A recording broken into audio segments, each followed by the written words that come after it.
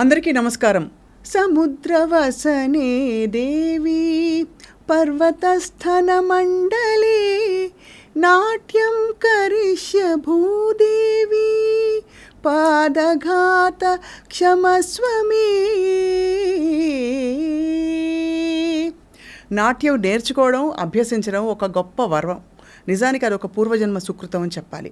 అటువంటిది నాట్యాన్ని అభ్యసిస్తూ గురువుకి తగ్గ శిష్యురాలిగా పేరు తెచ్చుకున్నారు పద్మశ్రీ అవార్డు గ్రహీత కళారత్న డాక్టర్ గడ్డం పద్మజారెడ్డి గారు.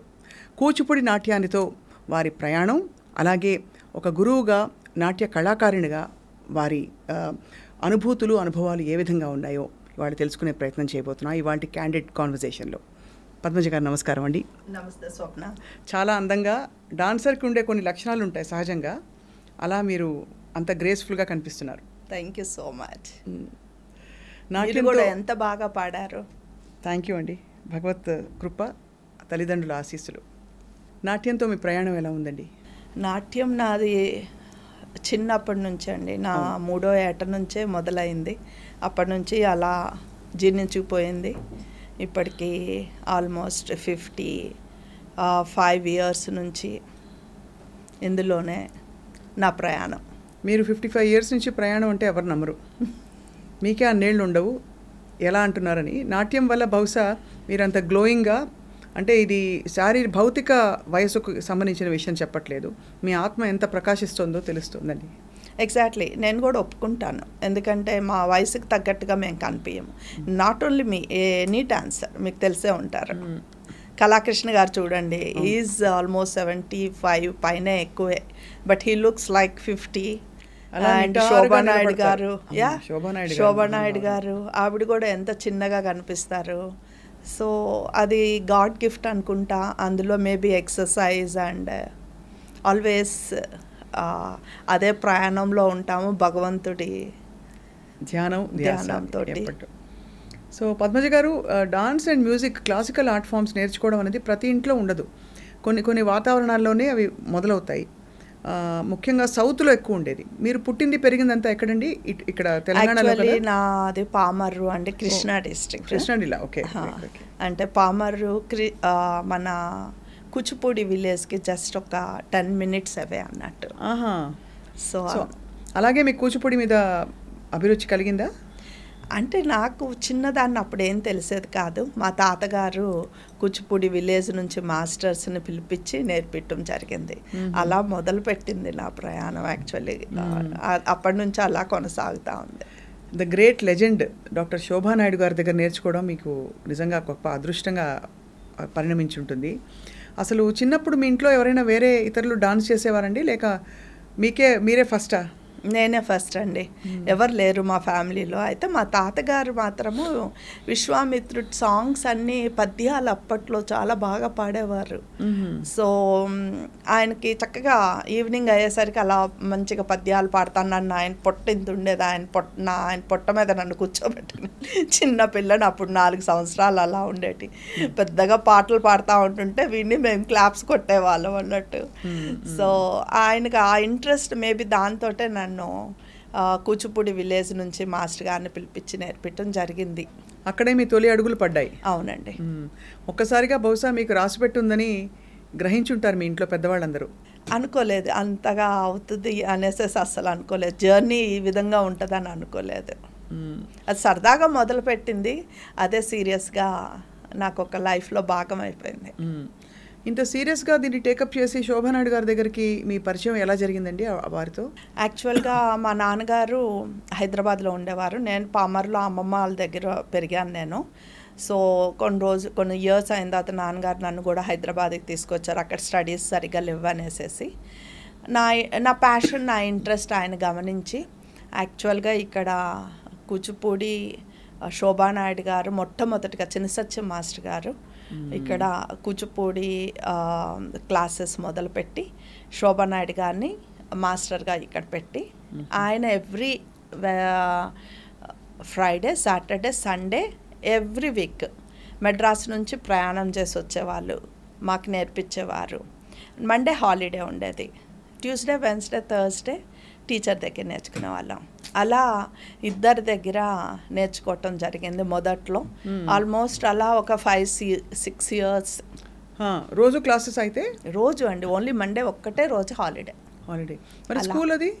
స్కూల్ మార్నింగ్ నేను 7కి ఇంటి నుంచి ప్రయాణం అయ్యానంటే నైట్ 8 అయ్యేదండి ఇంటికి వచ్చేసరికి. అంత శ్రద్ధగా పట్టుగా నేర్చుకున్నారు. మరి ఆ టైంలో మీరు పర్ఫార్మెన్సెస్ ఇవ్వడం మొదలుపెట్టినప్పుడు మీ మొదటి పర్ఫార్మెన్స్ ఎప్పుడండి? ఎన్నో ఏట మొదలుపెట్టారు? యాక్చువల్గా నా మొదటి పర్ఫార్మెన్స్ పామర్లోనే చేశానండి. అరంగేట్రమా లేకపోతే? ఇట్స్ నాట్ అరంగేట్రము, మొదటి పర్ఫార్మెన్స్ అని అనుకోవచ్చు. టెంపుల్లో ఏదో పూజలు జరిగే టైంలో చిన్న కృష్ణుడు టెంపుల్ అది పామర్లోనే. ఆ టెంపుల్లో నేను మా సిస్టర్ ఇద్దరం కలిసి చేసామన్నట్టు. మీ సిస్టర్ కూడా నేర్చుకున్నారు అయితే? నేర్చుకోలేదు, అదో సరదాగా అట్లా. ఏ పాటకు చేశారండి? ఏ కీర్తన? దారి విడుమా కృష్ణ అనేసి అదొక చిన్న బిట్ ఆఫ్ డాన్స్. అదే మొట్టమొదటి స్టేజ్ పర్ఫార్మెన్స్ అనుకోండి నాది. మధురా నగరిలోనా? మధురా నగరి. మధురా నగరిలో తర్వాత దారి విడుము కృష్ణ, దారి విడుము కృష్ణ కృష్ణ మధురా నగరి. అది ఆ పాట వినగానే ఆ ఫస్ట్ డే అది గుర్తుకొస్తుంది ఇప్పటికి. మీరు పాట కూడా నేర్చుకున్నారా పద్మజ గారు? లేదండి, అదే నేను చేసిన పొరపాటు. యాక్చువల్గా మా శోభానాయుడు గారు గురువు గారు చక్కగా సంగీతం నేర్చుకోండి అమ్మా అని ఒక మాస్టర్ని కూడా తీసుకొచ్చి పెట్టారు. అయితే ఎప్పుడు ఆ క్లాస్లోకి వెళ్ళింది లేదు, నేర్చుకున్నది లేదు. రోజు ఫీల్ అవుతానండి ఇప్పుడు, అరే నేను ఎందుకు నేర్చుకోలేదు, మా గురువుగారు చక్కగా అలా పెట్టినప్పుడు ఎంత బద్ధకంగా చేశానో అని. మళ్ళీ ఆ రోజులు రావు, నేర్చుకుందామన్న ఇది ఇప్పుడు ఈ టైంలో కష్టము. ఏది ఎప్పుడు నేర్చుకోవాలో అప్పుడు నేర్చుకోవాలి. ఏదైనా ఫ్రీగా వస్తే నేర్చుకోమంటారు. మా గురువుగారు చక్కగా ఫ్రీగా ఒక మేడంని పెట్టి నేర్చుకోమా అంటే ఎప్పుడు నేర్చుకోలేదండి. అది చాలా ఇప్పటికీ నేను ఫీల్ అయ్యేది అదొక్కటి ఎక్కువ ఉంది. అయినా మీకు సంగీతంతో దగ్గర అనుబంధం ఉంది కాబట్టి వింటూ అలా పాడుతూ ఎంజాయ్ చేస్తాను, కానీ అమ్మో పాడను. ఫస్ట్ ఫుల్ ఫ్లెడ్జ్డ్ అరంగేట్రం ఎప్పుడు జరిగింది మీది? జరిగిందా అసలు? అవసరం పడింది? అరంగేట్రం చేయలేదండి. యాక్చువల్గా మా నాన్నగారు వాళ్ళు middle class family. So he is a doctor. So అప్పుడప్పుడు అసలు ఫీజు ఇవ్వటానికి కూడా ఉండేది కాదు. అప్పట్లో మా గురువుగారు ఎంత అసలు చాలా తక్కువ ఛార్జ్ చేసేవాళ్ళు అప్పుడు. అది కూడా ఇచ్చుకునే స్థితిలో లేకుండే. కానీ పాపం ఎప్పుడు మా గురువుగారు అడిగేది కాదు, మా పరిస్థితి తెలుసుకునే వాళ్ళు. బట్ అరంగేట్రము దానికి ఖర్చు అవన్నీ కూడా చాలా ఎక్కువ ఉంటుంది. మా నాన్నగారు పెట్టుకోలేకపోయారు. టీచర్ తోటే ఎన్నో వేల ప్రోగ్రామ్స్ చేశాను. అంటే బ్యాలెన్స్లో చేశారండి? ఇండివిజువల్గా బ్యాలెన్స్లోనూ. ఒక లక్ ఏంటంటే నేను నాది మా గురువుగారు ఏ ప్రోగ్రామ్ ఎప్పుడు ఎక్కడ చేసినా సరే ఫస్ట్ ఇంపార్టెంట్ క్యారెక్టర్ నాకు ఇచ్చేవాళ్ళు ఆవిడ పక్కన. సో ఎక్కువ ఆవిడతోటి మేబీ చాలా ఎక్కువ ప్రోగ్రామ్స్ చేశానండి. చదువు కంటే ఎక్కువ దానికే ఎక్కువ నేను ప్రిఫరెన్స్ ఇవ్వటం జరిగింది. ఇంట్లో కూడా సపోర్ట్ చేయడం చాలా పెద్ద విషయం అది. అంటే అమ్మ నాన్నగారు సపోర్ట్ బాగానే ఉండేది. నాన్నకి డాక్టర్ కాబట్టి డాక్టర్ చదివించాలని చాలా ఇష్టం ఉండేది. కానీ చాలా కష్టమైంది. బీపీసీ తీసుకున్నప్పుడు చదువు అటు డాన్స్ రెండు చేయలేకపోయాను. సో ఇంకా అది కష్టమని సో ఐ రిక్వెస్టెడ్ అన్నట్టు నాన్నగారిని. ఆయనకి కూడా అర్థమైంది పాపం దీనికి ఆ ఇంట్రెస్ట్ ఉందని వదిలేశారు. చాలా పెద్ద విషయం అండి. ఎందుకంటే చదివించాలనే ఉంటుంది పేరెంట్స్కి. కానీ బహుశా అప్పుడు మీ విషయంలో ఎక్కువ ఆలోచించి ఉండరు. ఉద్యోగం ఏదో ఒకటి చేయాలా వద్దా, అవసరం ఉంటుందో లేదా అనుకుని బహుశా మిమ్మల్ని డాన్స్ వైపు ప్రోత్సహించి ఇష్టంగా ఉంటే బెటర్ అని కదా. అంటే ప్రోత్సహించడం అంటే పాపం తీసుకెళ్ళటం తీసుకురావటం. ఆయన కూడా చాలా బిజీగా ఉండేవారు. పొద్దున్నే హాస్పిటల్, మళ్ళీ ఈవినింగ్ క్లినిక్, అలా. మా అమ్మగారేమో మాకు వండి పెట్టడం, బాక్సెస్ పెట్టడం.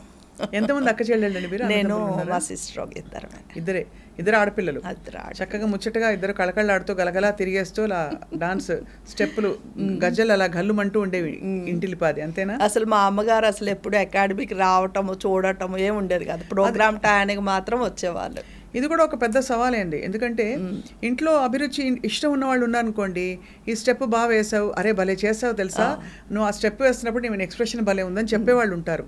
మీకు అలాగా ఆ టేస్ట్ లేకపోతే ఏదో నేర్చుకుంటోంది చేస్తోంది అనుకుంటారు తప్ప మీరు మిస్ అయ్యేవారు అది?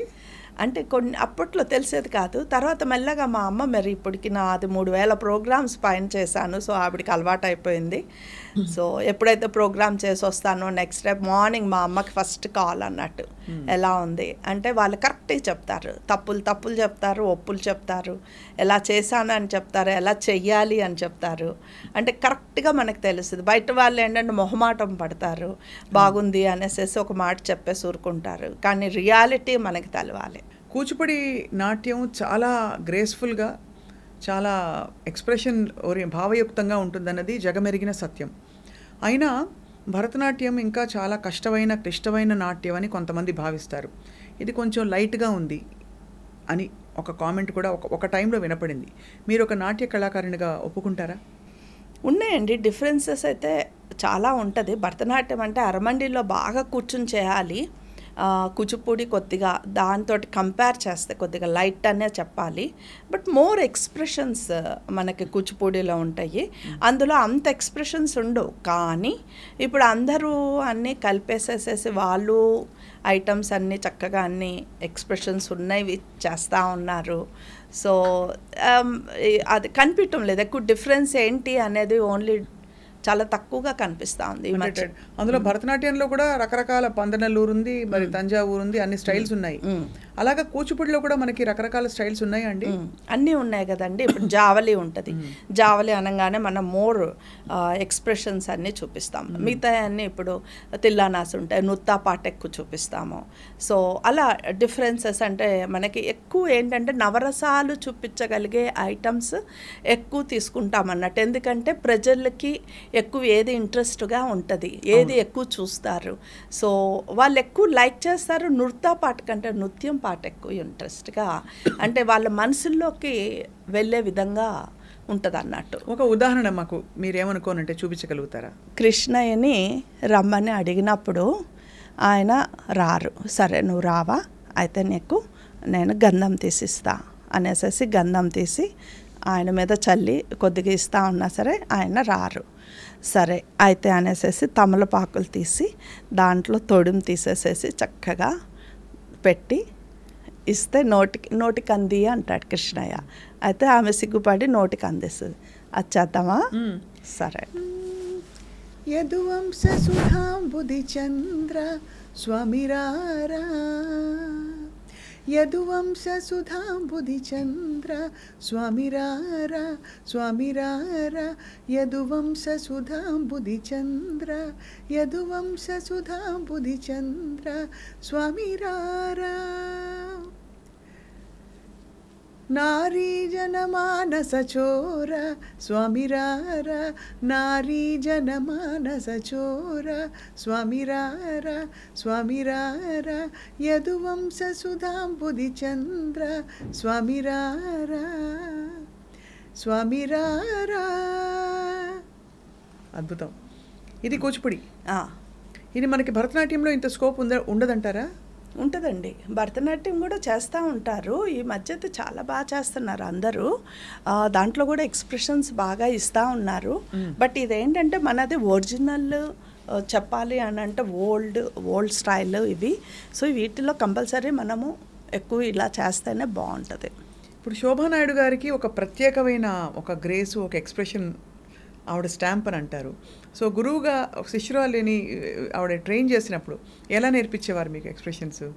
ఆవిడ ఎప్పుడు డాన్స్ ఇలా ఎక్స్ప్రెషన్స్ చేయమ్మా అని మాకెప్పుడు చెప్పలేదు.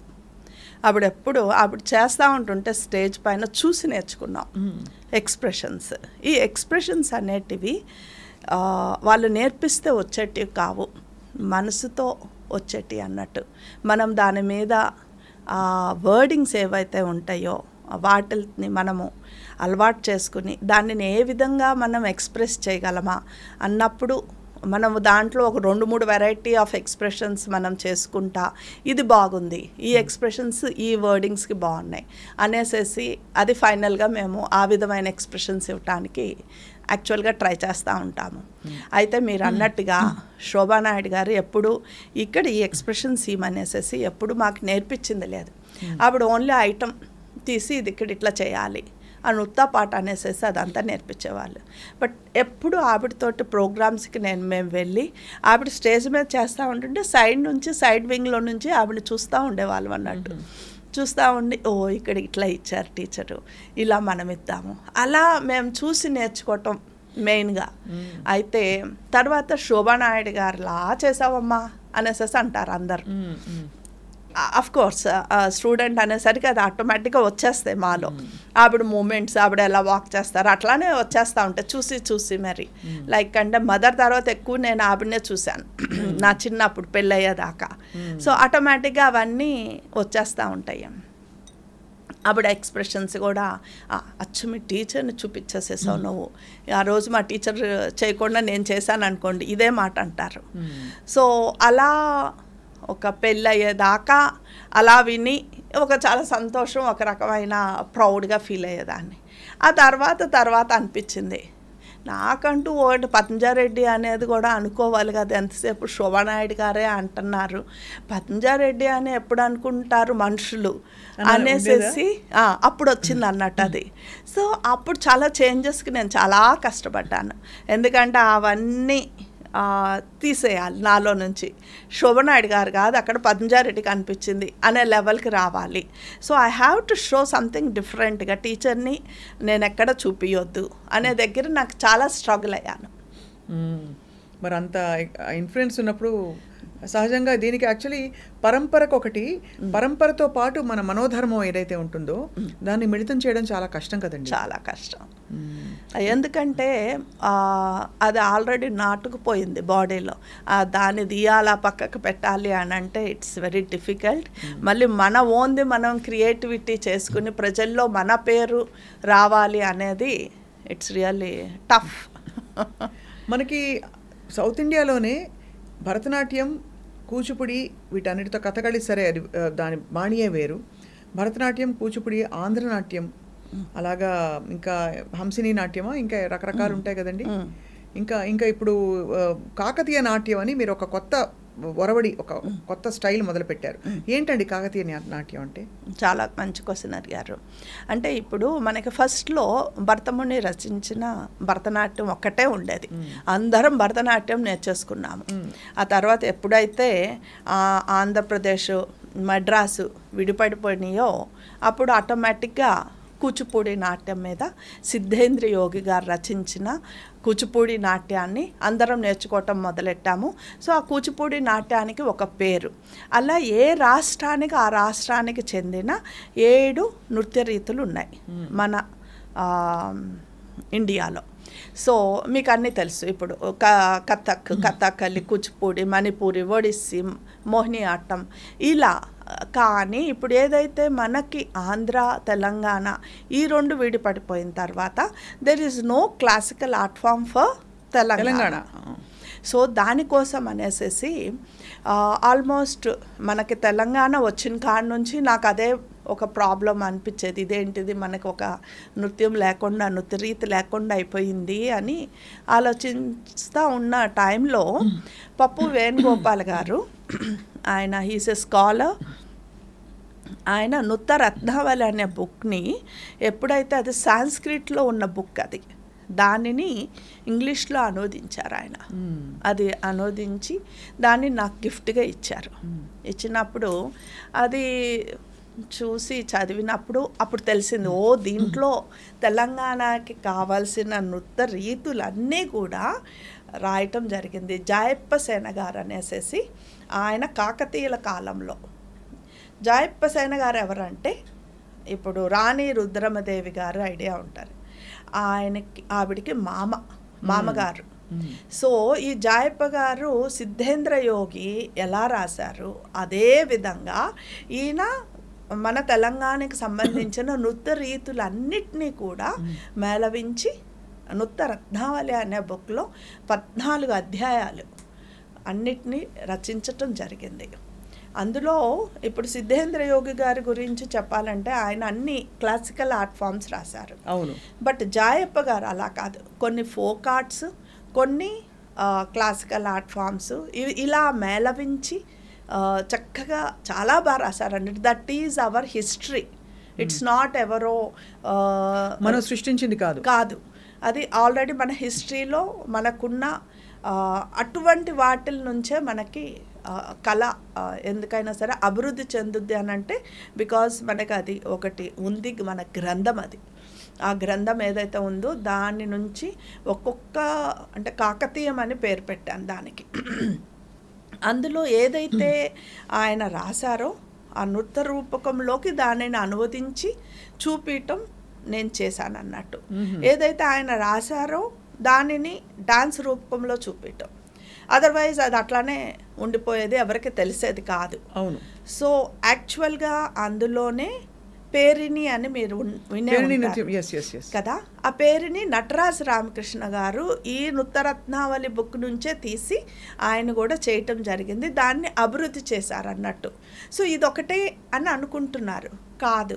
14 అందులో ఇంకా అధ్యాయాలు ఉన్నాయన్నట్టు. 14 వెరైటీ ఆఫ్ ఆర్ట్ ఫామ్స్ని ఆయన రాశారు అన్నట్టు. అవన్నిటినీ కూడా నేను చూపించడం జరిగింది. కాకతీయం పార్ట్ 1, పార్ట్ 2, మొన్నే పార్ట్ 3 చేశాను. సీఎం గారికి ఈ విషయం తెలిసి ఆయన నన్ను ఇన్వైట్ చేసి ఆయన ఇదే అడిగారు అన్నట్టు, ఇదేంటమ్మా మాకు తెలియట్లేదు, కొద్దిగా చెప్పండి దీని గురించి. అదే చెప్పాను నేను, మనకంటూ ఒక పేరు కావాలి. ఫస్ట్ ఆఫ్ ఆల్ ఏంటి మన తెలంగాణకు ఒక నృత్యం పేరేది? అవును. ఇప్పుడు పేరిని అంటారు, డప్పు డాన్స్ అంటారు, లేకపోతే ఇంకా వేరే ఏదో డాన్స్ అనేసి చాలా వెరైటీ ఆఫ్ పేర్లు చెప్తా ఉన్నారు. కాదు, అలా కాదు. ఇప్పుడు ఆంధ్రాకి కూచిపూడి, ఎలా మెడ్రాస్కి భరతనాట్యం, ఆ పేర్లు ఎంత గ్రాండియర్ ఉన్నాయి, ఎలా ఉన్నాయి, ఆ లెవెల్లో పేరు ఉండాలి. ఇట్స్ లైక్ మీకు కూచిపూడి అనగానే తరంగాలు చూస్తారు, అలానే కృష్ణ శబ్దాలు చూస్తారు, అలానే తిల్లానాలు చూస్తారు, అలానే జావలీలు, అష్టపదులు, ఇలా రకరకాల వెరైటీ ఆఫ్ ఐటమ్స్. మనం దాని గొడుగు ఒక కూచిపూడి. భరతనాట్యం అంటే వర్ణం ఎక్కువ, అలా రకరకాల ఐటమ్స్కి మనము ఒక గొడుగు పేరు పెట్టేసేసేసి మనం చెప్తున్నాము. అలానే ఇప్పుడు కాకతీయము, మీరు పేరిని చేయండి, డప్పు డాన్స్ చేయండి, కందుకు నృత్యం చేయండి, కొల్లాటం అనేసేసి ఇట్లా అందులో చాలా వెరైటీ ఆఫ్ నేమ్స్ ఉన్నాయి అన్నట్టు. అవన్నీ కూడా నేను చేసి చూపించడం జరిగింది. వీటిలన్నిటికీ ఒక గొడుగు లైక్ కాకతీయం అని పెట్టండి, బాగుంటుంది. ఎందుకంటే కాకతీయుల కాలంలో దీనిని అభివృద్ధి చెందింది, ఈ బుక్ రాయటం జరిగింది. ప్లస్ మన స్టేట్కి అదొకటి ఒక ప్రైడ్. ఒకటి ఇప్పుడు ఎవరైనా సరే ఇంటర్నేషనల్గా వచ్చినప్పుడు కూడా మనం చెప్పుకోవటానికి ఒకటి కావాలి కదా, కంపల్సరీ. ఈచ్ స్టేట్కి ఒక ఆర్ట్ ఫామ్ అనేది మస్ట్. సో మన ఆర్ట్ ఫామ్ ఏది? ఇప్పటికి 10 years అయిపోయింది. 10 years నుంచి ఏది లేదు, పేరే లేదు. మామూలుగా తెలంగాణలో అయితే ఎక్కువ జానపద కళల ఆధారిత సంగీతం కావచ్చు, నాట్యము సాహిత్యం కూడా ఉంటుందని మనం తెలుసుకున్నది. అంటే ఇప్పుడిప్పుడే కళలన్నీ బయటకు వస్తున్నాయి, వీళ్ళకి సాహిత్యం కావచ్చు. సో నాట్యంలో ఏ కళలకి అంటే ఏ బాణీలకు ఎక్కువ ప్రాధాన్యత ఉందండి? అంటేనండి ఇక్కడ ఫోక్ ఆర్ట్స్ని కూడా అదే మీకు చెప్పాను, జాయప్ప గారు ఫోక్ ఆర్ట్స్ కూడా రాశారు. అది అన్ని దేశాలకు కూడా విస్తరించిపోయింది. ఈవెన్ రాజస్థాన్లో కూడా ఈ టైప్ ఆఫ్ ఆర్ట్ ఫామ్స్ అక్కడ కూడా చేస్తున్నారు. ఈయన రాసినవి అంటే ఇప్పుడు మీకు కొన్ని విషయాలు చెప్తాను. అందులో కందుకు నృత్యం అనేసేసి ఒకటి ఉంది. అప్పట్లో కాకతీయుల కాలంలో మంచి బంగారపు బాల్స్ ఇత్తడితోటి చేసినవి, ఆ బాల్స్ లోపల ఇనుప గుండ్లు పెట్టి దాంతో ఆడుకునే వాళ్ళంట పిల్లలు. అంటే ఆలోచించండి, వాళ్ళ అంత వెయిట్ని ఎలా పట్టుకుని ఎలా ఆడుకునే వాళ్ళు. ఇప్పుడు మనం రబ్బర్ బాల్ తోటి ఆడుకుంటేనే మన చేతులు తగులుతాయి అని భయపడతాము. అలాంటిది ఆ టైంలో అంత స్ట్రాంగ్గా ఉండేవాళ్ళు అనుకుంటా. అలా ఆడుకునే వాళ్ళంట పిల్లలు. ఆ ఆడుకునే విధానంలో ఎలా ఆడుకోవాలి ఏంటి అనేసి అదొక ఆర్ట్ ఫామ్ లాగా డాన్స్లో రాసి పెట్టారు. ఇట్స్ కాల్డ్ కందుక నృత్యం. అలానే భ్రమరి. భ్రమరీస్లో చాలా variety of 76 variety of steps రాశారు ఆయన ఉట్టి భ్రమరీలోనే. ఏ విధంగా మనము తిరగాలి, ఎలా కాలు వెత్తాలి, ఎలా కాలు కింద పెట్టాలి, ఇలా వెరైటీస్. అట్లానే గట్టిస్ అని అలానే గొండలి, ఇవన్నీ ఏంటంటే ఆయన రచించినవి. ఇప్పుడు గట్టిసని అంటే యుద్ధానికి వెళ్ళి వచ్చిన తర్వాత ఒక హ్యాపీనెస్ తోటి వాళ్ళందరూ చేసే డ్యాన్స్ అన్నట్టు, అది ఎలా ఉంటుంది. ఇప్పుడు పేరిణి అనేది యుద్ధానికి వెళ్ళే ముందు ప్రేరణ అవును అనేసేసి అది. ఇదేమో గట్టిసని ఇలా. గొండలి ఎట్లా ఫోక్ ఆర్ట్స్ అంటారు దాన్ని. గొండలి ఎట్లా అడవుల్లో వాళ్ళు ఎలా చేస్తారు వాళ్ళు. ఇంతకుముందులా ఇదంతా కూడా ఒక స్టోరీ అండి. అంటే మనము టెంపుల్స్కి వెళ్ళాలి, అడవుల్లో నుంచి వెళ్ళాలి, రైట్. అప్పట్లో బస్సులు ఏవి ఉండేటి కావు. అడవుల్లో ఎట్లా జంతువుల నుంచి మనము తప్పించుకుంటూ వెళ్ళాలి, వాటికి ఒక రకమైన చప్పులు చేసుకుంటూ వెళ్ళాలి, లేకపోతే అవి మన దగ్గరకు వచ్చి మనల్ని ఏమైనా చేయగలవు. సో అందుకని ఆ type of dance art forms ఎలా చేశారు, అవి చేసుకుంటూ వెళ్ళేవారేమో. అలా చేసుకుంటూ వెళ్తేనే టెంపుల్కి వెళ్ళగలిగే వాళ్ళు అక్కడ. అదర్వైజ్ ఈ మధ్యలో అందుకనే ఒక గ్రూప్గా వెళ్ళేవాళ్ళు. కానీ దాన్ని పూర్తిగా సంపూర్ణమైన ఒక కళగా డెవలప్ చేసేంత సంపద మన దగ్గర ఉందా అండి? అంత సంపద ఆయన ఇచ్చారండి మనకి, అది గుర్తించండి అనేసి నేను అడుగుతున్నాను. మీరు ఇప్పుడు సిద్ధేంద్ర యోగి గారికి ఎంత ప్రాముఖ్యత ఉంది, జాయప్ప గారికి కూడా అంతకంటే ఎక్కువ ప్రాముఖ్యత ఉంది తెలంగాణకి. మీరు ఆయన గుర్తించాలంటే ఇప్పుడు ఈ పాలిటీషియన్స్కి ఎట్లా అంటే వాళ్ళకి దీని గురించి నాలెడ్జ్ అంత ఉండదు. సో యాజ్ ఏ ఆర్టిస్ట్గా మనమే వాళ్ళకి చెప్పగలగాలి. ఇప్పుడు ముద్రలు ఉంటాయండి మామూలుగా భరతనాట్యంలో, కూచిపూడిలో కొంత కామన్, పతాకం, త్రిపతాకం, అర్ధపతాకం, ఇవన్నీ మనకి ఈ మీరు చెప్తున్న ఈ నాట్య బాణీలన్నీ కూడా ఇవే ముద్రలు ఉంటాయా లేదండి? మారుతాయా? లేదండి, కంప్లీట్గా డిఫరెంట్ వెరైటీ ఆఫ్ స్టెప్స్ అన్నట్టు. అలానే ముద్రలు కూడా అదే. యాక్చువల్గా నృత్త రత్నావళి అనేసి బుక్, నేను కూడా దానిని కాకతీయం అనేసి బుక్ని రచించటం జరిగింది. గొండలి, రాసకము, చారణ, పేరిణి, శివప్రియము, ఇలా ఫస్ట్ కాకతీయంలో చేయటం జరిగింది. అంటే తర్వాత మీకు చెప్పాను నేను భ్రమరీస్లో ఆకాశచారీసు, తర్వాత బాహ్యచారీసు, శిరో భ్రమరీసు, ఉత్పుత భ్రమరీసు, స్థానక భ్రమరీసు, అనగాసు, ఉపంగాసు, ఇలా ఈ విధంగా 74 వెరైటీస్ ఉన్నాయండి. అలానే భ్రమరి, కొల్లాటము, శివప్రియము, ఇవి కూడా ఈ 14 వెరైటీలో ఇంకొక రకాలన్నట్టు. ఇవన్నీ ఫుల్ ఫ్లెడ్జ్డ్ పర్ఫార్మెన్సెస్ ఇవ్వచ్చా అండి వీటితో? మొన్న ఇవ్వటం జరిగిందండి. మొన్నే రవీంద్ర భారతి 11th నాడు ఇచ్చాను. నేను ఒక 10 years నుంచి రీసెర్చ్ చేశానండి ఈ కాకతీయము దాని గురించి. దానికి ఆయన నృత్య రత్నావళిలో ఏవైతే రచించారో జాయప్ప గారు, దానికి సంబంధించిన అడుగులు, దానికి సంబంధించిన హ్యాండ్ మూమెంట్స్, దానికి సంబంధించిన అభినయము, ఇవన్నీ కూడా ఎలా చెయ్యాలి ఏంటి, నా ఒక్కదాని ప్రయత్నము ఎలా అయిందంటే ఎంతోమంది స్కాలర్స్ని మీట్ అవటం జరిగింది ఈ విషయంలో. ఎంతోమంది చాలా పెద్ద పెద్ద వాళ్ళు, తంజావూరు ఏంటి, మెడ్రాస్ ఏంటి, ఎక్కడికంటే అక్కడికి వెళ్ళాల్సి వచ్చింది. కేరళ, వరంగల్, అందరినీ మీట్ అయ్యి ఆ బుక్ గురించి చూపించి, వాళ్ళకి తెలిసిన చాలా చాలా మంచి విద్వాంసులు ఉన్నారండి, చాలా పెద్ద వాళ్ళు.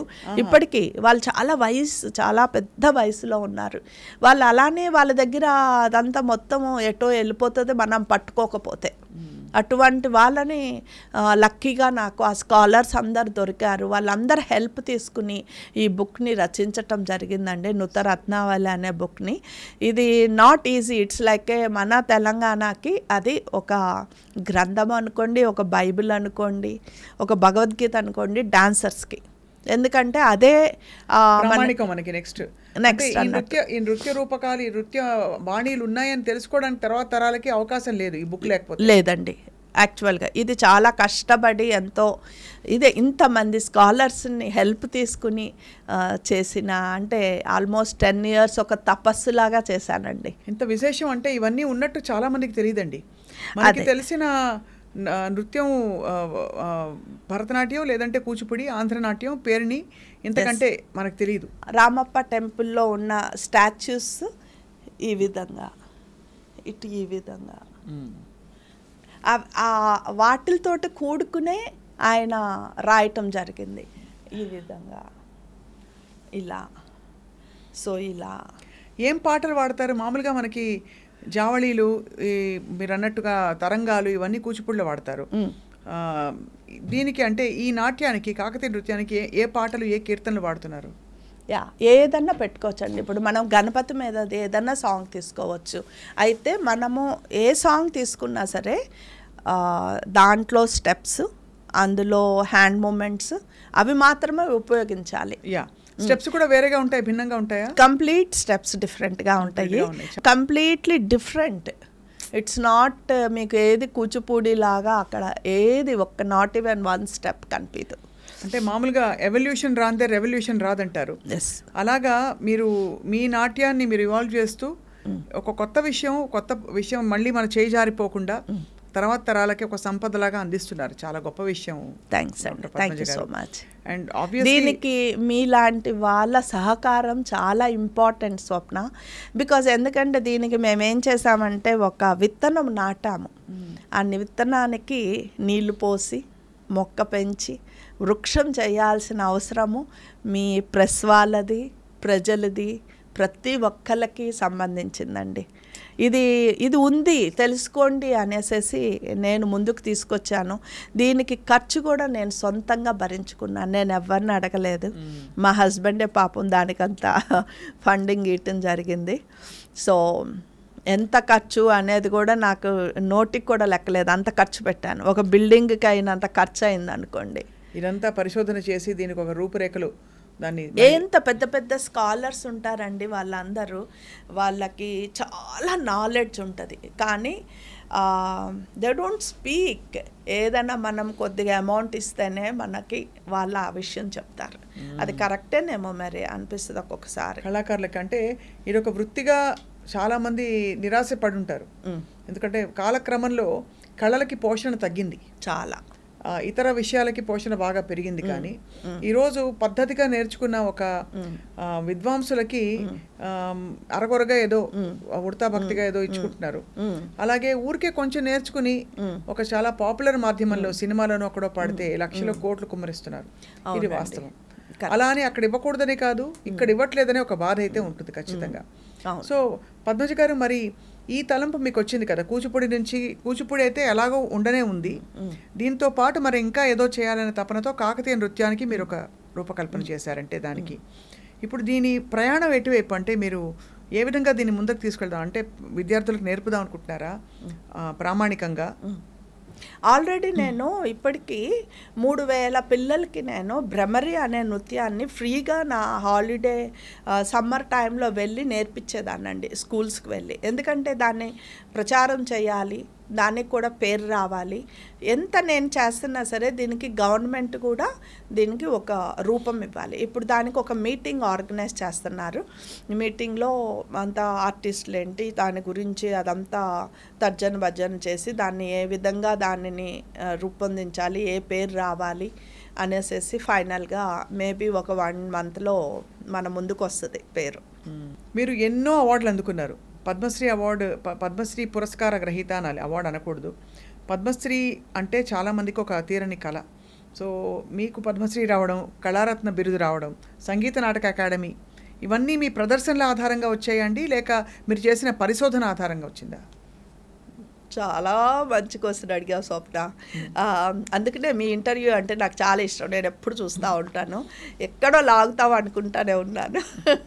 యాక్చువల్లీ మీరు చెప్పింది 2 విధాలు అనుకోవచ్చండి. నా పరిశోధనలు కూడా నేను ఇప్పుడు మొదలు పెట్టలేదు, నా చిన్నప్పటి నుంచే నాకు ఆ ఇష్టం. నేను ఎప్పుడైతే చెప్పాను కదా మీకు, శోభానాయుడు గారి నుంచి నేను బయటికి రావాలి, పద్మజారెడ్డి అనే పేరుని అందరూ అనుకునే విధంగా చెయ్యాలి, ఎలా చెయ్యాలి అన్ని క్వశ్చన్ మార్క్సే, ఎలా చేయాలి ఎలా అని ఆలోచించుకునే టైంలో అందులో నాకు మాస్టర్ గారిది చండాలిక చాలా ఇష్టం అండి. అసలు ఆ బ్యాలె చూస్తే ఆ చండాలిక క్యారెక్టర్ చేస్తూ ఉంటుంటే అసలు అద్భుతం. అసలు అది అట్లా ఏదైనా చేయాలనిపిస్తుంది. ఏదైనా సరే ఒక సబ్జెక్ట్, ఇప్పుడు బర్నింగ్ ఇష్యూస్, దాని మీద చేయాలనిపిస్తుంది. ఎలా చేయాలి అనేది పెద్ద క్వశ్చన్ మార్క్స్. భ్రూణ హత్యలు ఎగ్జాక్ట్లీ. సో ఆ టైంలో కడుపులోనే ఆడపిల్లని చంపేసే పరిస్థితి వచ్చింది, అంత అధ్వానమైన పరిస్థితి. సో అయితే దానిని ఎలా చేయాలి అనేసి చాలా కష్టపడి ఆల్మోస్ట్ అప్పుడు కూడా ఒక 2-3 years దాని మీద పరిశోధన చేశా. ఎందుకంటే మీకు తెలుసు, కూచిపూడి నుంచి బయటకు వచ్చామంటే వాయించేస్తారు. కొద్దిగా ఒక స్టెప్ అటు ఇటు వచ్చింది అన్నానంటే ఎక్కువ విమర్శలు వినాల్సి వస్తుంది అన్నట్టు. చాలా కదండి, చాలా కష్టం ఇందులో. ఆ విమర్శలు రావద్దు, కానీ ఒక కొత్త ఒరవడి రావాలి. మనం వీటిని కూడా అన్నిటినీ కూడా సమాజానికి ఏ విధంగా ఉపయోగపడతాయి, ఇవి మన డాన్స్ని ఎలా ఉపయోగపడేటట్టు చేయొచ్చు అనేసి అది చండాలిక మాస్టర్ గారు చేసిన దాన్ని చాలా ఆలోచించి, అలానే భ్రూణ హత్యలు చాలా బాగా వచ్చిందండి. అది కూడా స్టోరీ కూడా అక్కడ నుంచి తీసుకున్నాను. కలియుగం, ద్వాపరయుగం అన్నిటిని చూసుకుని ఫైనల్గా కలియుగంలోకి వస్తే ఎలా ఉంది, స్త్రీ పాత్ర ఎప్పుడు అవమానాలు పొందటమే లాగానే ఉంది. ఇప్పుడైతే మరీ అధ్వానంగా ఉంది. స్త్రీలనే వద్దనుకుంటున్నారు. వద్దనుకుంటే అసలు మడుగడ ఏంటిది అనే ఒక స్టోరీని చేసినప్పుడు రాజశేఖర్ రెడ్డి గారు సీఎంగా ఉన్నారు. ఆయన వచ్చారు.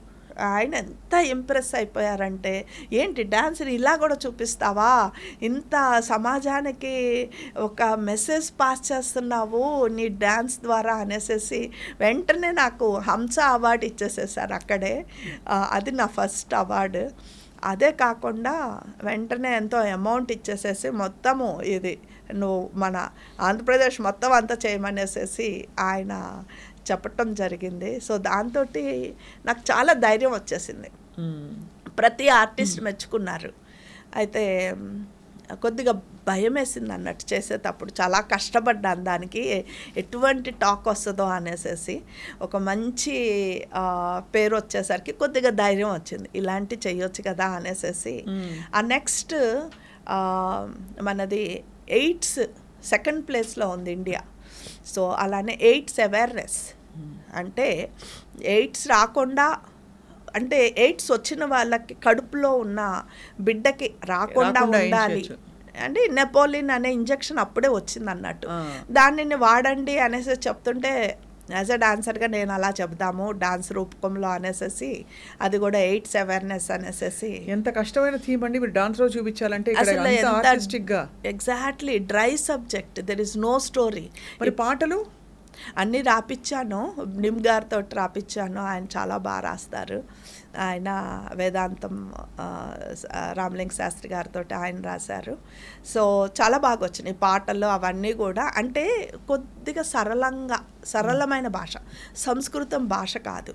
ఎందుకంటే మనుషులకి అసలు సంస్కృతం భాష పెట్టి డాన్స్ వేస్తూ ఉంటుంటే అర్థం అయ్యేది చాలా తక్కువగా ఉంది. సో సరళమైన భాషతో కొద్దిగా తొందరగా అర్థం చేసుకుంటున్నారు. అదొకటి ఈజీగా ఉంది. ఇన్ఫ్యాక్ట్ ఒక టైంలో కళల పాత్రే అది కదండి. సమాజంలో సందేశము, ఒక మంచి విషయం చెప్పాలంటే కళల ద్వారా చెప్పేవారు. బుర్ర కథలు, హరికథలు, ఒగ్గు కథలు, ఇవన్నీ కూడా. ఎగ్జాక్ట్లీ. అలాగే నాట్యం కూడా.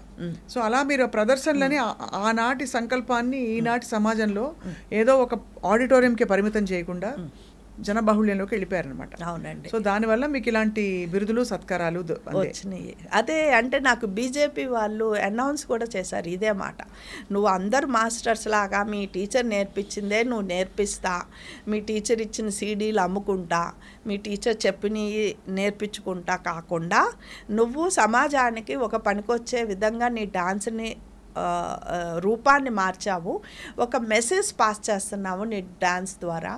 సో అది మాకు చాలా నచ్చింది అనేసి మోడీ గారు అనటం జరిగిందండి. చాలా విశేషం అండి. ఎక్కడ మీరు పామరులో పుట్టి చిన్నపిల్లగా ఇంట్లో డాన్స్ వాతావరణం కూడా లేదు, 10 మంది డాన్సర్లు ఉన్నారు, పెద్దమ్మ, తాతగారు, అమ్మమ్మ, అందరు ఏమీ లేకుండా మీ అంతటా మీరు అడుగులు వేసి గొప్ప గురువుల దగ్గర నేర్చుకుని మళ్ళీ ఇంతకంటే నేను ఎదగాలనే ఒక తపనతో మీ ఓన్ ఆర్ట్ ఫామ్ని మీరు వెతుక్కుని ఇంకా దానిలో పరిశోధన చేసి మళ్ళీ అందులో సామాజిక అంశాలని కూడా మీరు ముడిపెట్టి 10 మందికి ప్రచారం చేయడం అంటే చాలా గొప్ప విషయం డాక్టర్ పద్మజారెడ్డి గారు. మీరు గురువుగా చాలామందికి బహుశా ఈ యాటిట్యూడ్ కూడా నేర్పిస్తూ ఉండొచ్చు. అంటే ఒరిజినల్గా ఉండడం, సంప్రదాయమే కానీ స్వతహాగా మీలో ఉండే లక్షణాలని బయటికి తీసుకురావాలి. ఎగ్జాక్ట్లీ స్వప్న, నేను అదే చెప్తాను నా స్టూడెంట్స్కి. ఇప్పుడు అందరు యంగ్ జనరేషన్ ఎంత మంచిగా ఆలోచనలు ఉంటారా మీకు, ఇవన్నీ మీ డాన్స్ రూపకంలో చూపియండిరా. మీరు ఏదైనా సరే ఒక స్టోరీని చూడగానే అరే దీన్ని డాన్స్లో చేస్తే ఎట్లుంటుంది అని అనిపిస్తూ ఉంటుంది నాకు ఎప్పుడు అదే ఆలోచన. సో అట్లానే నా స్టూడెంట్స్ కూడా మలుచుతూ ఉన్నాను ఆ విషయానికి. ఇప్పుడు ఎంతమంది స్టూడెంట్స్ ఉన్నారు మ్యామ్ మీ దగ్గర? ఒక 300 ఉండుంటారండి. 300 మంది అందరూ ఇక్కడే లోకలే. Online classes నేర్చుకోవచ్చా? గురుముఖత నేర్చుకోవాలా? ఆన్లైన్ నేర్చుకోవచ్చు, బట్ వీక్లీ వన్స్ అంటే మంత్లీ వన్స్ ఒకసారి క్లాస్కి రమ్మంట. ఎందుకంటే వాళ్ళ కరెక్షన్స్ దగ్గరుంటే ఇవ్వటానికి ఈజీగా ఉంటుంది. బాగా నేర్చేసుకున్న వాళ్ళు ఆన్లైన్లో అన్నా చేసుకోవచ్చు, మరి మర్చిపోకుండా ఉండటానికి. కానీ ఆన్లైన్లోనే మొత్తం నేర్పించడం అనేది కొద్దిగా కష్టం. అంతే కదా. కానీ మొట్టమొదటిగా నేనే ఆన్లైన్లో నేర్పించడం అనేది కూడా నేనే మొదలుపెట్టాను. ఇంత డాన్స్ తపనున్న పద్మజ గారికి మీ వారు ఎలా పరిచయం అయ్యారు? మా వారు అదంతా ప్రేమ పెళ్ళి అయితే కాదండి, కంప్లీట్గా మా పెద్దవాళ్ళు కుదిర్చిన పెళ్ళే ఇది. ఆయన కంప్లీట్ తెలంగాణ వ్యక్తి, నేను కంప్లీట్గా ఆంధ్ర వ్యక్తి. 2 స్టేట్స్. అప్పుడు మరి మీ ఆలోచనలు, అభిప్రాయాలు అంటే మీ నాట్యం పట్ల మీకు ఉండే అంకితభావం ఆయనకు అర్థమైందా? ఆయనకి ఫస్ట్లో తెలిసేది కాదు, అసలు డాన్స్ అంటే ఏంటి తెలియదు, అసలు అంత కంప్లీట్ డ్రై నాలెడ్జ్, అసలు నాలెడ్జ్ లేదు, డాన్స్ అంటే తెలీదు. అటువంటిది ఆయన్ని కొద్దిగా ఇప్పటిదాకా టైం పట్టింది నాకు చేంజ్ చేసుకోవటానికి. అలా ఇప్పుడు మీరు అంటే మీరు నెగ్గారు కదా, మీకు వచ్చే సత్కారాలు బిరుదులు చూసాక ఆయనకు అర్థమై ఉంటుంది. మీ తర్వాతి తరం ఎవరండి? అంటే మీ ఇంట్లో ఎవరైనా డాన్స్ నేర్చుకుంటున్నారా? తర్వాత ఇప్పుడు దాకా ఎవరు లేరండి, నాకు ఆడపిల్ల లేరు, బాబు ఒక్కడే. సో చూడాలి ఎవరు వస్తారో. ఇంకా నేను ఎక్కువ శివుడు భక్తురాలి, శివుడిని నమ్ముకుంటాను. ఆయన ఎటు దారి నన్ను తీసుకెళ్తే అటు దారి అంటే. డాక్టర్ పద్మజ గారు, మీరు అంటే నాట్యం ఎవల్యూషన్ చూస్తూ వచ్చారు రకరకాల. ఎక్కడైనా మనకి ఆందోళన పడాల్సిన అవసరం ఉందంటారా? ఇది డైల్యూట్ అయిపోతుంది నాట్యం అని, అదేమన్నా ఉందా అలాగా? అంటే ఉందండి, ఉంది ఖచ్చితంగా. అది ముఖ్యంగా అనొద్దు, మళ్ళీ నేను అనాల్సి వస్తుంది. ఏంటంటే ప్రెస్ ఏంటంటే ఎంతసేపు వాళ్ళు మూవీస్కి ఇచ్చిన ప్రాధాన్యత, టీవీ ఛానల్సే కానివ్వండి, ఏదైనా సరే మీరు కొద్దిసేపు అయినా సరే ఆర్ట్ ఫామ్ డాన్స్, మంచి డాన్సెస్ ఉంటే చక్కటి చూపిస్తే అసలు డిఫరెంట్ అయిపోతుందండి క్రౌడ్. నేనేం చెప్తానంటే ఇప్పటికీ కూడా నా దగ్గర నేర్చుకున్న 300 మంది పిల్లలు ఎటు చెడుదారుల్లోకి వెళ్ళమన్నా వెళ్ళలేరు. ఎందుకంటే ఇది సంస్కృతి, మన సాంప్రదాయం. ఇది నేను డాన్సే అని అనటం లేదు, సంగీతం కూడా. ఎందుకంటే ఇవి మేము 24 గంటలు భగవంతుడి గురించి పాడుతున్నాం, భగవంతుడి గురించి తెలుసుకుంటున్న స్టోరీస్, భగవంతుడి గురించే చేస్తున్న స్టోరీస్. సో 24 గంటలు మేము దాంట్లోనే మునిగి తేలుతూ ఉంటాము. ఇది తప్పు, ఇది మంచి, ఇది ఏంటి అనేసి మేము చెప్పగలుగుతాం ఈజీగా. ఆ చెడు దారిలోకి మా పిల్లల్ని వెళ్ళమంటే వెళ్ళలేరు. ఎందుకంటే అది వాళ్ళల్లో పాతుకుపోయింది, ఒక భక్తి, ఒక మంచి భావన, ఒక మంచి వాళ్ళ చుట్టూ ఎన్వైరన్మెంట్. వాళ్ళకి చదువు, డాన్స్, చదువు, సంగీతం, ఇవి ఉన్నప్పుడు ఇంకా వేరే ఆటలకి ఆలోచన ఎక్కడుంటుందండి? అందుకనే నేను ప్రతి పేరెంట్కి చెప్తాను, మీరు ఖచ్చితంగా నేర్పించండి. ఇప్పుడు సీఎం గారు డ్రగ్స్ అనేసేసి అంటున్నారు, డ్రగ్స్కి వెళ్ళొద్దు. నెక్స్ట్ అది డ్రగ్స్ బ్యాలే అంటే డ్రగ్స్ ఎందుకు తీసుకుంటున్నారు? అసలు అక్కడికే వెళ్ళొద్దు, మన సమాజం అక్కడికి వెళ్ళొద్దు, అటు దారి కూడా చూడొద్దు, అటు కళ్ళు పెట్టి చూడొద్దు. ఎలా? నేను చెప్తాను నా డాన్స్ ద్వారా, చూడండి. ఎందుకంటే ఒక మంచి దారి ఉన్నది, చెడ్డ దారి ఉన్నది, మనం ఎంచుకోవాలి ఏ దారి అనేది. మనం మంచి దారిలోకి వెళ్ళేదానికి ఏ విధంగా ఎవరు హెల్ప్ చేయాలి? తల్లి తండ్రి ఫస్ట్ హెల్ప్ చేయాలి. వీళ్ళు మంచి దారిలో వెళ్ళాలి అనేసి మీరు ఎక్కడెక్కడో చూసి పెద్ద పెద్ద స్కూల్స్లోకి తీసుకెళ్ళి వేసేస్తారు. స్కూల్స్లో ఏం నేర్పిస్తారు? అవును, నేర్పిస్తారు, చదువు నేర్పిస్తారు. సంస్కారం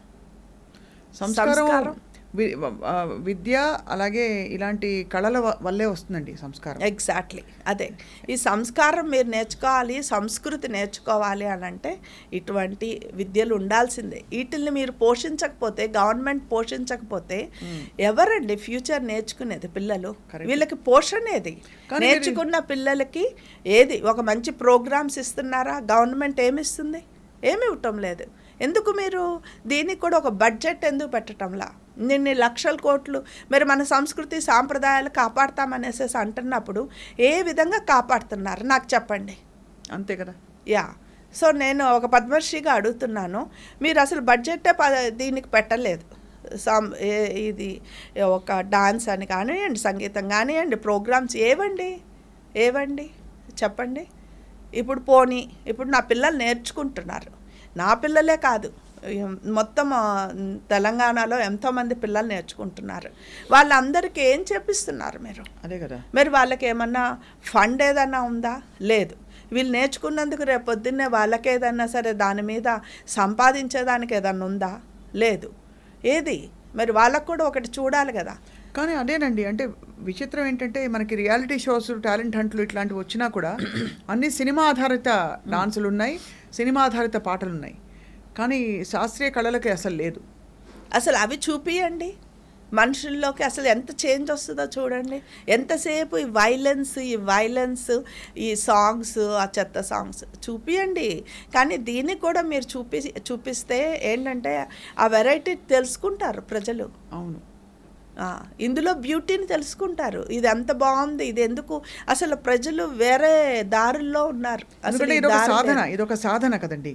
ఈ సాధనలో ఉంటే ఖచ్చితంగా ఆ డిసిప్లిన్ వాటితో పాటు అన్నీ వచ్చేస్తాయి. డిసిప్లిన్ చాలా ఇంపార్టెంట్ అండి. ఆ డిసిప్లిన్ ఉంటే పాడవమన్నా అవరు. ఆ డ్రగ్స్ జోలికే పోరు. పిల్లలందరూ డ్రగ్స్ తీసుకుంటున్నారు. అది తెచ్చుకోకుండా ఎలా ఉండాలా నేను చెప్తా. బ్యూటిఫుల్. పద్మజ గారు, మీరు సినిమాల్లో చాలా డాన్స్ చూసుంటారు, క్లాసికల్ బేస్డ్ డాన్స్ ఉండే సినిమాలు. మయూరి కావచ్చు, సాగర సంగమం కావచ్చు, స్వర్ణకమలం కావచ్చు. మీకేమనిపిస్తుంది? చాలా ఇష్టం అండి. ఎంత బాగుంటాయి అసలు ఆ మూవీస్ వచ్చినప్పుడు. వేలు వచ్చేస్తారు పిల్లలు. అవును, నేర్చుకోవటానికి.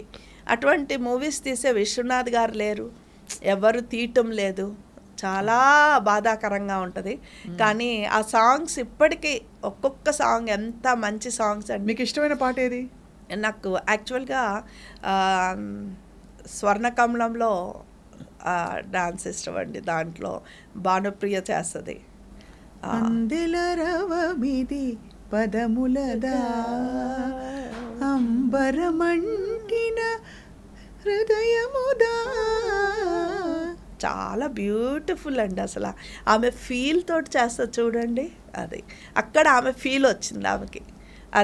అది కలిగినప్పుడు చక్కటి డాన్సర్స్ అయిపోతారు. అంతే అయిపోతారు. మనసులో అలా ఒక ఆనందం ఏది ఉప్పొంగినా కూడా ఒక డాన్స్ స్టెప్ వేస్తే అదంతా కూడా మొత్తం ఎక్స్ప్రెస్ ప్రకటితం అయిపోతుంది. ఎగ్జాక్ట్లీ. నాకు కూడానండి. ఎంత అదృష్టవంతులండి మీరు. చాలా మూడంతా అప్సెట్ ఉండి, మూడంతా స్పాయిల్ అయిపోయింది అనుకోండి, చాలా బాధగా ఉంది. సో డాన్స్ క్లాస్కి వెళ్ళిపోతా. చక్కగా 1 hour చేస్తానండి. ఆ ఫస్ట్లో ఎంత స్ట్రగ్లింగ్, మెల్లగా లాస్ట్లో చక్కగా హ్యాపీగా బయటకు వస్తా. అదంతా అక్కడ స్ట్రగుల్ అయిపోతాను అన్నట్టు. ఆ డాన్స్లోనే నేను ఒక ఆనందాన్ని పొందుతా. కానీ అంతగా మీ మూడ్ స్ట్రగుల్ అయ్యేంత బాధ పెట్టే విషయాలు ఏంటి మిమ్మల్ని? అంటే చుట్టూ జరుగుతున్న పరిస్థితుల వ్యక్తిగతమా? వ్యక్తిగతం అయితే మేము అడగము. అయితే వ్యక్తిగతాలు ఏమి ఉండవండి. యాక్చువల్గా ఇందులోనే హౌ టు కమ్ అప్, ఎట్లా అసలు ఎన్నో రకాలుగా ఉంటుంది కదా. ఇప్పటికి 10 years నుంచి దీని మీద సాధన చేస్తున్నా. దాని మీద ఎన్ని కష్టాలు అనుభవించానో నాకే తెలుసు. It's not easy job. ఏదైనా మనం పైకి రావాలి అని అంటే బయట చూసేటాళ్ళకి ఈమె పూల మీద నడుచుకుంటూ వచ్చేసింది, ఈమె రిచ్, ఈమె ఇదే అది ఇదే అనుకుంటారు. నో, ఎంత రిచ్ ఎంత ఇదైనా సరేనండి, అన్నీ అనుభవించాల్సిందే. అంటే ఎక్కడ మీకు సవాల్ ఎదురవుతుందండి? ఎక్కడ ప్రతి చోట సవాల్ ఉంటుందండి. అంటే దానికి ఆదరణ లేకపోవడమా, లేక 10 చోట్ల తిరగాలనా, 10 మందికి ఇంత చెప్తే గానీ ఇక్కడ కదలిక రాదని ఒక బాధ? అన్నీ ఉన్నాయండి. ఎందుకంటే ఇందులో తొందరగా ఎవరికి ఎక్కదు. ఫస్ట్ ఆఫ్ ఆల్ ఎక్కదు. సో ఇందులో ఒక పోటీతత్వం ఎక్కువ. ఒకళ్ళకి వచ్చిందంటే ఇంకొకళ్ళు బాధపడేటాళ్ళు ఎక్కువ ఉంటారు. సో మీ ఈ మీద అమ్మాయికి బాధపడిన ఎందుకు వాళ్ళు చాలా మంది వచ్చింది? ఉంటారు కదా. ఉన్నారు కదండి. అక్కడ ఇబ్బంది వస్తుంది. ఇబ్బంది అంటే అనిపిస్తుంది. కళలు ఉన్న చోట కొంచెం ఈర్ష్యా ద్వేషాలు ఉంటాయి. ఉంటాయి కానీ యాక్చువల్గా అది ఉండొద్దు. అదేంటంటే భగవంతుడు ఎప్పుడు ఎవరికి ఏది ఇస్తారో తెలియదు. మనం అనుకున్నంత మాత్రాన ఏది రాదు. అదంతా మన ఫేట్. ఆయన ఎప్పుడు ఎవరికి ఏది ఇవ్వాలి, ఎక్కడ ఇవ్వాలి, ఏ టైంలో ఇవ్వాలి ఆయనకి తెలుసు. ఆయన ఇచ్చినప్పుడు స్వీకరించాలి మనం. అదే ఒకరికి వచ్చింది అని బాధపడి ఎందుకు వచ్చింది అనేసి అలా విమర్శించి, ఈ విమర్శలు ఇవన్నీ చాలా బాధాకరంగా ఉంటాయి అన్నట్టు. అట్లా ఇవన్నిటిని తట్టుకోవటం చాలా కష్టము. ఇంకంతే, తప్పదు ఇక. ఇటువంటివన్నీ భరించక తప్పదు. రాటు తేలుతాం అన్నట్టు ఇందులో. కానీ సున్నితత్వం కోల్పోకుండా రాటు తేలడం అదే అక్కడ ఆర్ట్. ఎందుకంటే మీరు కళలో ఉన్నారు కాబట్టి మరీ బండబారిపోతే బాధ, కోపం, సంతోషం అయితే వాళ్ళకి ఎలా ఆన్సర్ ఇవ్వాలి అనుకున్నప్పుడు వీళ్ళు నేను నా డాన్స్ ద్వారానే ఆన్సర్ ఇవ్వాలి అంతే. నేను డాన్సులు ఇంకొక మెట్టెక్కేసి చూపించాలి. అప్పుడు ఈ అనుకునేటాళ్ళు, బాధపడేటాళ్ళు అలా చూస్తూ ఉంటారు. మనం అలా మెట్లెక్కిపోతూ ఉంటాం, వాళ్ళు అలా వెనక నుంచి చూస్తూనే ఉంటారు. సో నేను అదే అనుకున్నాను, మనం బాధపడకూడదు. బాధ పెట్టారు, ఎస్ పడ్డాము, కానీ తర్వాత how to come out of that problem. వచ్చిన సంతోషం లేకుండా అంత బాధ పెట్టారన్నట్టు. అట్లా అంటే ఎందుకు వర్త్ కాదు ఈమె డాన్సరే కాదు, ఈమెకి పద్మశ్రీ రావటం ఏంటి, ఇలాంటి ఎన్నో విన్నాము, ఎన్నో పడ్డాము. కొద్దిగా చాలా భయంకరంగా అన్నట్టు అవి కూడా అనిపించింది. సరే అనుకునేటాళ్ళు అంటే ఆల్మోస్ట్ ఒక సంవత్సరం బాధపడ్డాం. వచ్చిన ఆనందం ఏది? ఆనందం కంటే నాకు బాధ ఎక్కువ కలిగింది అలా. సో తర్వాత ఇలా కాదు, నా డాన్స్లోనే వీళ్ళకి సమాధానం చెప్పాలా అనేసి నా ప్రయత్నాలు అలా చేస్తూ ఉంటాము. పద్మజ గారు, మీకు ఎవరు పాడుతుంటారు మీ బ్యాలెస్కి ఎక్కువ? నేను చాలామందితోటి పాడిస్తూ ఉంటానండి, ఒక్కళ్ళని కాదు. ఎక్కువ ఇక్కడైతే హైదరాబాద్లో అయితే శ్వేతా ప్రసాద్ గారు. శ్వేత. పద్మజ గారికి స్నేహితులు ఎవరున్నారు? సినిమా ఇండస్ట్రీలో ఉన్నారా? మీరు సినిమాకి కొరియోగ్రఫీ చేశారా ఎప్పుడైనా? సినిమాలో కొరియోగ్రఫీ, సినిమా సైడ్ నేను వెళ్ళలేదండి. కాకపోతే ఫ్రెండ్స్ అయితే ఉన్నారు. సురేఖ గారు, అశ్విన్ దత్ గారు, మిస్సెస్, వీళ్ళందరూ ఉన్నారు, మంచి ఫ్రెండ్స్. మీ నాట్యం చూసి చాలా మెచ్చుకుంటూ ఉంటాడు. సురేఖ గారికి చాలా గొప్ప అభిరుచి ఉంది, సంగీతం, నాట్యం. చాలా. నా ప్రోగ్రామ్స్ అంటే వచ్చేస్తారు ఆవిడ, చాలా ఇష్టం. చిరంజీవి గారితో చెప్పి చిరంజీవి గారితో ఆయన కూడా తీసుకొస్తారు. చాలా ఇష్టం, చాలా ప్రేజ్ చేస్తారు. నాకు పద్మశ్రీ రాగానే నాకు మంచిగా ఇంట్లో సన్మానం కూడా చేశారు. She is so sweet. Chiranjeevi గారు కూడా అంతే. ఆయన ఎంత గొప్ప డాన్సర్ అండి చిరంజీవి గారు. చాలా. మీకేమనిపిస్తుంది? అంత డౌన్ టు ఎర్త్. మళ్ళీ ఎంత గొప్ప డాన్సర్, అంత డౌన్ టు. ఇక్కడ ఒక ఇరకాటంలో పెట్టే ప్రశ్న, డాన్సర్స్లో కమల్ హాసన్ గారు, చిరంజీవి గారు, ఇంతమంది గొప్ప డాన్సర్స్ ఉన్న ఇండస్ట్రీ మంది, మీ దృష్టిలో ఎవరు చాలా బాగా చేస్తారు? ఎవరి స్టైల్ ఆఫ్ డాన్స్ వాళ్ళదేనండి. నేను ఇప్పుడు పద్మ సుబ్రహ్మణ్యం గారు, శోభా నాయుడు గారు ఎవరు చేస్తారు అంటే అట్లా మనం చెప్పలేం. పద్మ సుబ్రహ్మణ్యం గారు డాన్స్ ఆవిడదే, శోభా నాయుడు గారు ఆవిడ. సో ఎవరి స్టైల్ ఆఫ్ ఆర్ట్ వాళ్ళది, వాళ్ళ బాడీ మూమెంట్స్ అవన్నీ ఒకరు చేసినవి ఒకరు చేయలేరు. ఇప్పుడు కమల్ హాసన్ గారు చేసినట్టుగా చిరంజీవి గారు చేయలేరు. చిరంజీవి గారు మాస్ అట్లానే క్లాసికల్ రెండింటిని చేయగలుగుతారు. కానీ కమల్ హాసన్ గారు మాస్ ఎక్కువ చేయలేరు, ఆయన క్లాస్ చేస్తారు. అవును, ఎందుకంటే మంజునాథ సినిమాలో ఎంత బాగా చేశారండి చిరంజీవి గారు అసలు డాన్స్. సో ఇద్దరు గొప్ప డాన్సర్స్. సో అటువంటి డాన్సర్స్ మన ఫీల్డ్లో ఈ విధంగా మన ముందు చేయటం చాలా హ్యాపీ, గొప్ప. సో పద్మజ గారు, అయితే మీ ఆల్ టైమ్ గోల్, మీ సమాధానం చెప్తాను అందరికీ, నన్ను వేలెత్తి చూపించిన వాళ్ళందరికీ అనో పట్టుదలతో ఉన్నారు. మీ లక్ష్యం ఏంటండి? ఈ కాకతీయ నాట్యాన్ని ఏ విధంగా దాన్ని అభివృద్ధి చేయొచ్చు అంటారు? ఏం లేదండి, ఫస్ట్ కాకతీయం అనే పేరు రావాలి. కాకతీయమా వేరే ఏదో ఒకటి, ఆయన తెలంగాణ అని పేరు పెడదామని ఒక ఆలోచన ఉంది. తెలంగాణీయం అలా ఆలోచనలు ఉన్నాయి. ఏదైనా పెట్టుకోవచ్చు. ఇప్పుడు మణిపూరి ఉంది, మణిపూర్కి మణిపూరి, ఒడిస్సీ ఒరిస్సాకి. సో అలా మన రాష్ట్రం పేరు కూడా మనం పెట్టుకోవటంలో తప్పులేదు. అదొకటి ఫస్ట్ చేయాల్సిన పని మన గవర్నమెంట్. నెక్స్ట్ దీనిని ఎలా ఒక ముందుకు తీసుకుని వెళ్ళాలి. ఇప్పుడు మనకి మంచిగా పేరిణికి పేరు తెచ్చారు. ఆల్మోస్ట్ పేరిణికి మనకి మంచి గుర్తింపు వచ్చింది. సో అలానే దీనిని కూడా ఎక్కువ నెంబర్ ఆఫ్ ప్రోగ్రామ్స్ అంటే అందరికీ తెలియచేయటము, ఇవన్నీ చాలా ఇంపార్టెంట్ అండి. ప్రతి మనిషికి ఫస్ట్ ఆఫ్ ఆల్ తెలవాలి ఏంటిది కాకతీయం అంటే ఏంటి. ఇప్పుడు దాకా జాయప్ప అంటే ఎవ్వరికి తెలియటం లేదు. జాయప్ప అంటే ఈయన అనేసి నేను చెప్పి నా నోరు పోతుంది. బట్ గవర్నమెంట్ అనుకుంటే ఇమీడియట్గా అయిపోతుంది. అలా ఒక అధికారిక హోదా కూడా కల్పించాలి. ఇప్పుడు మామూలుగా భరతనాట్యంలో కచ్చపోసి అది ఇది వేస్తారు కదండి, కూచిపూడిలో చీర కడతారు. అవును, 3/4 ఇది వరకు గజ్జ మంచి. అలాగా ఈ కాకతీయంలో ఎలా ఉంటుంది మీ వేషధారణ? కొద్దిగా అంటే గోసి స్టైల్ వేరుగా ఉంటుందండి.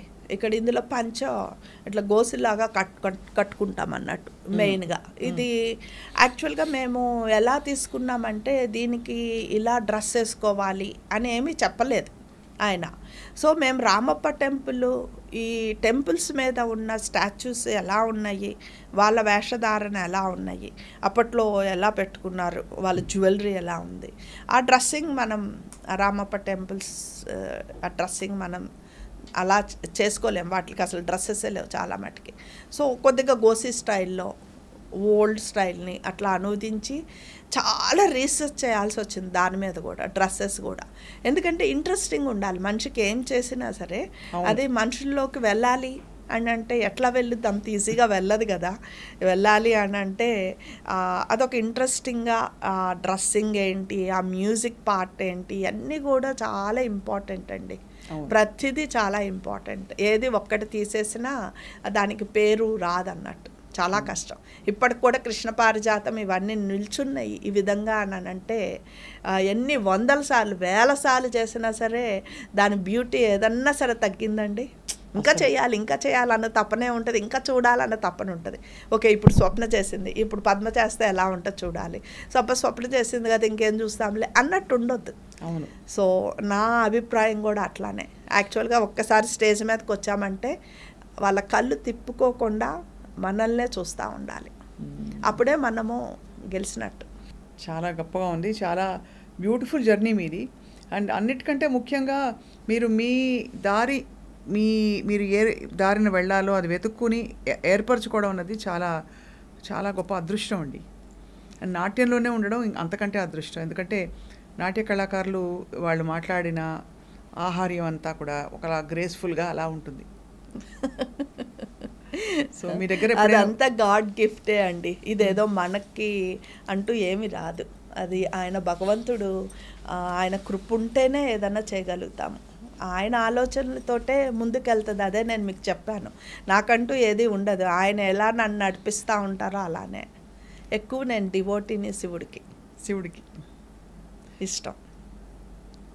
సో డాక్టర్ పద్మజారెడ్డి గారికి మీ కలలు, మీ ఆశయాలు, ఆకాంక్షలన్నీ నెరవేరాలని కోరుకుంటున్నాం. అందులో మేము కూడా ఎప్పుడైనా భాగం కాగలిగితే తప్పకుండా సంతోషంగా వస్తాం. మేము మీతో పాటు నడుస్తాం. కాకతీయ నృత్యాన్ని, కాకతీయం అని మీరు మరోసారి అంటే వెలికి తీస్తున్న నృత్యాన్ని మేము కూడా మీతో పాటు 10 మందికి ప్రచారం చేస్తాం. Thank you so much. నాకు కావాల్సింది కూడా అదే స్వప్న. సో మీ అందరి హెల్ప్ కావాలి. అంటే ఒకటి మనం మొదలు పెట్టాము అని అంటే మీకు తెలుసు వెనకాతలు ఎన్నో బాణాలు ఉంటాయి అన్నట్టు, అవి రాకుండా దాన్ని మూసేయటానికి. అలా కాకుండా దాన్ని ముందుకు తీసుకువెళ్ళాలి. ఇది కూడా మన సాంప్రదాయమైన నృత్య కళ అనేసి తెలియచేయాలి అనేదే నా తపన.